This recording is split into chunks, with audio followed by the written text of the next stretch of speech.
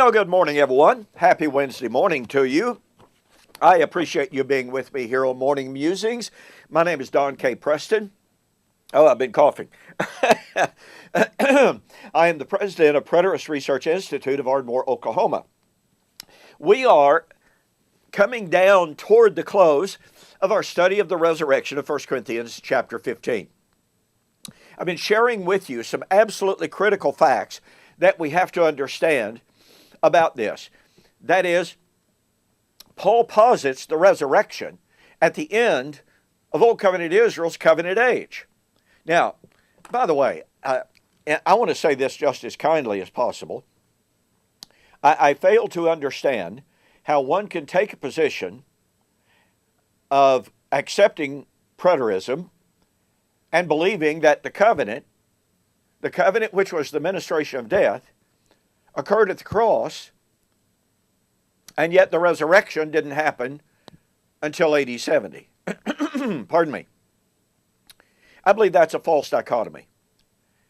If Torah was the ministration of death, as Paul clearly says it was in 2 Corinthians chapter 3, then deliverance from that covenant of death, i.e. resurrection, would take place when that law was removed.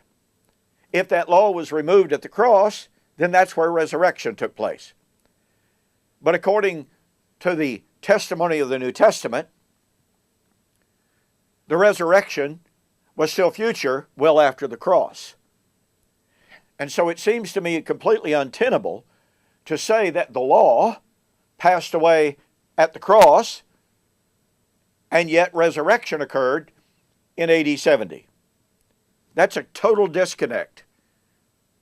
The law is what condemned. And that really brings us to an examination of what Paul says. We will discuss this more in depth tomorrow. But I want you to notice that Paul says, then comes the end.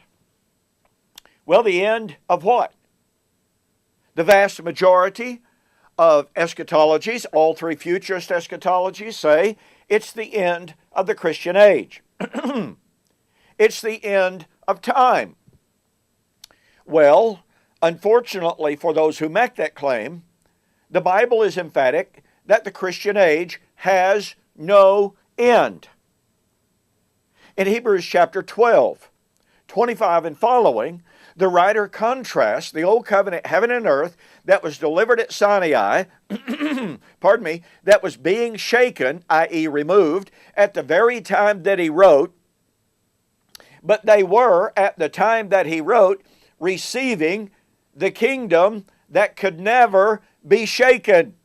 Now that's a direct echo of Daniel chapter 2:44 and Daniel 7:13 and 14. They were in the process of receiving that when Hebrews was written. And what was the nature of that kingdom? What is the nature of that kingdom? It cannot be moved. Revelation chapter 11, 15 to 19. The kingdoms of this world have become the kingdoms of our God and of His Christ. He shall rule forever and forever. And according to G.K. Beale, F.F. Bruce, and a vast number of Greek scholars, world-class Greek scholars, that's the strongest Greek expression for endlessness that they had. There's the kingdom. There's the kingdom of God and of His Messiah. It's an endless kingdom. Well, guess what, folks? If the kingdom is without end, then the end in 1 Corinthians 15 is not the end of Christ's kingdom. It's not the end of the Christian age. Jesus said in Matthew 24 and verse 35, heaven and earth shall pass away. And no, that's not literal physical heaven and earth. But my word shall never pass away. Do you realize, folks? Do you realize that all three futurist views argue that Christ's word will in fact pass away? Go back to Hebrews chapter 12. The old covenant law, Torah, was being shaken. It was nigh unto vanishing away. Hebrews chapter 8 and verse 13. Now that did not mean it would no longer be on paper. It meant it would no longer be binding. It would no longer be serving the purpose that it had been given for. In other words, they would no longer practice it. No more temple, no more priesthood, no more cultus. So the passing away of Torah meant it would no longer function as originally divinely given and ordained and mandated. Okay, that's the passing away that's talking about. It's not removing it from a page. That's a ridiculous position. Jesus said, my word will never pass away. And yet, do you realize, have you ever thought, all three futurist views say that ultimately, at the so-called end of time, or at the so-called end of the Christian age, the word of Christ will cease to function. What do I mean? Well, they say, at the so-called end of time, there's no more sin. There's no more evangelism. Therefore, since there's no more evangelism, the word of Christ, the gospel of Christ, no longer functions as given. That means it would go the way of the Mosaic law. The Mosaic law passed away when it was no longer functioning as divinely mandated.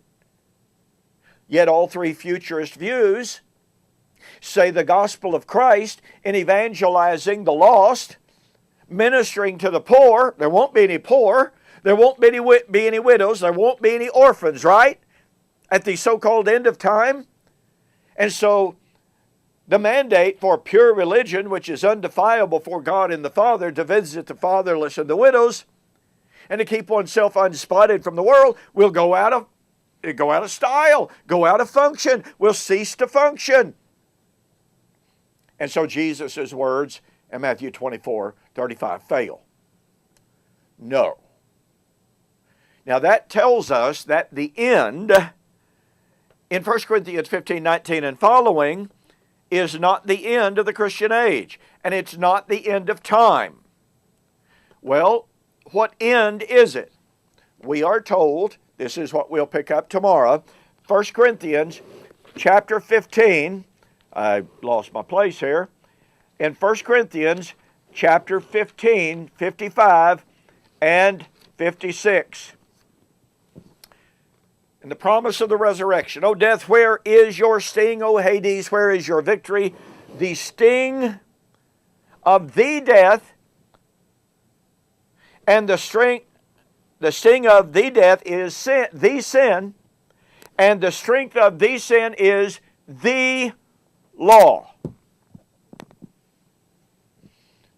The resurrection at the end would be at the end of the law that was the strength of sin.